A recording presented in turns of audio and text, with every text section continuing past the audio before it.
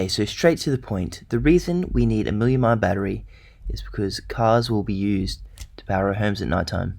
So it comes from the solar panel, stored in the car, and the car assists to power the home, giving extra battery if you already have a battery, or maybe the car is your battery, saving you on electrical bills. So if it's going to be cycling during the day while you're driving, at nighttime, you want to have a battery that's going to last you a very long time, and you don't want a substandard battery. And Novonix seems to think that synthetic graphite is the only way to do this. And now we're going to look at Novonix's most recent update. It even says how they got a better battery than Tesla. Let's go. The newest presentation / announcement from Novonix. A lot of this stuff they repeat, though we'll go through it again. Company overview. So if you didn't know, Novonix sells the machines to big companies like Samsung, Sanyo, so they can test their batteries and see how good they are in weeks, not months or years. So that's one of their businesses. But the other businesses, if you didn't know, they make the anode part of the battery, and they're going to go on the cathode part. And I'm pretty sure if they're making all this money from either one or both, they're going to be putting that money to better use and probably making their own batteries. So they could become a Panasonic in themselves, in my opinion. And I do hope this, because I am a shareholder as well. So Chris Burns, appointed CEO, Dr. Chris Burns. So these are the clients for Novonix. Good friends to have. Bosch, Panasonic, Huawei, however you say that. Amprius, who make a silicon anode battery. So silicon will come into a battery, I'm sure. It's already used in the batteries. I'm sure Dr. Chris Burns is well aware of this.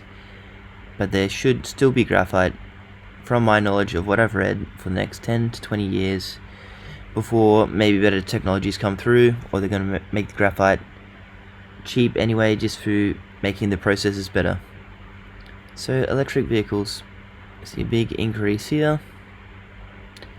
Now annual lithium ion battery demand, huge increase here, both from cars and houses, or stationary storage. So mostly passenger EVs, they think, which will also become the stationary storage for your house. So I'm guessing there's going to be solar panels everywhere. You can charge your car during the day, nighttime, come home and use that to dry your clothes or run your aircon, something like that. That's why we need the million-mile battery. So synthetic anode market share, so mostly China and then others.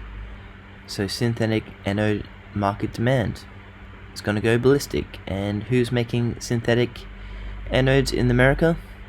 Using hydro power to make that. So if you didn't know, Novonix is going to be powered by a hydro plant, so it's clean energy, making stuff for clean energy. So NL sales by type, so natural, artificial graphite is the 53%er.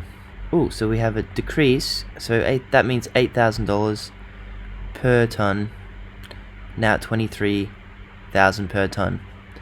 But I'll show you here how much that's copper, sorry, that'll be my next video. So 54 kilos of graphite in a battery anode, so times that by 23.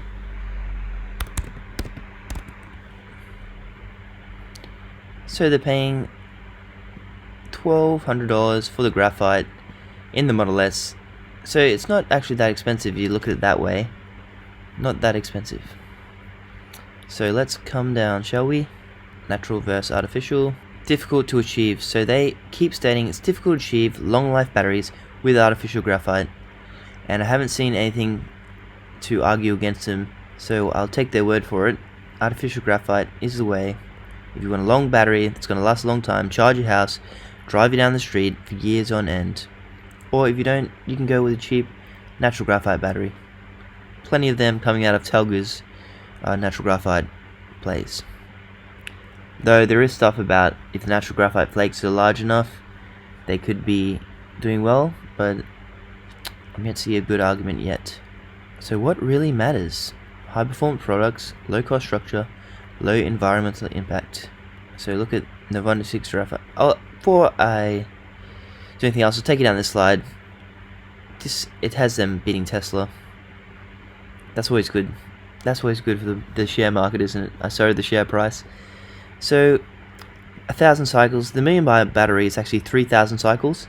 So that line looks like it will come out and easily pass 3,000. While natural, it's not even going to make enough of that. I don't know what that comes out. 1,000 cycles. So a million miles divided by 300,000 miles. Potentially, or you could probably not make that with natural graphite. Plus, you're charging your house at night. So, what are you going to buy? Novonix's nice graphite, perfected in their labs because they have their own machines, or some natural. It even has Tesla here, so Tesla must use, I think, a mixture of synthetic and natural. I'm not sure. Maybe go to the limiting factors videos to find that out. Green choice from Novonix. Carbon-free resources represent 50% of energy input.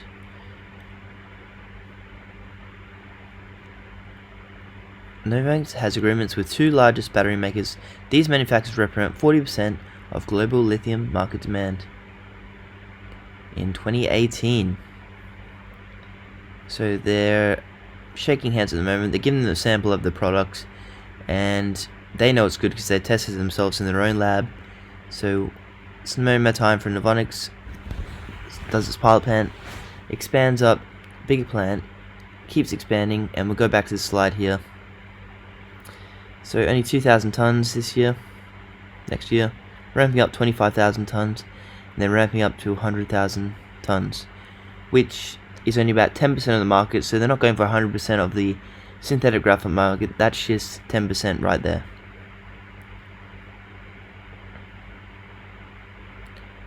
Summary: Novonix is delivering battery materials the EV and renewable future needs. It's redefining the manufacturing process to deliver low cost, waste and emissions, has strong connections with leading companies in the battery, auto, renewables and electronics, has first commercial technology in pure graphite anode material with a contract with Samsung, SDI and Sanyo, who is part of Panasonic. Is the only company to break into this market outside of Asia with tier 1 cell maker. Is serving an anode market that's growing from 3 billion today to 30 billion in the next 10 years. Fueled by Elon Musk and his Tesla army. So that is just the graphite, and they'll also be working on the cathode. Sorry, that is the anode / cathode, and they're also going to be working on the cathode.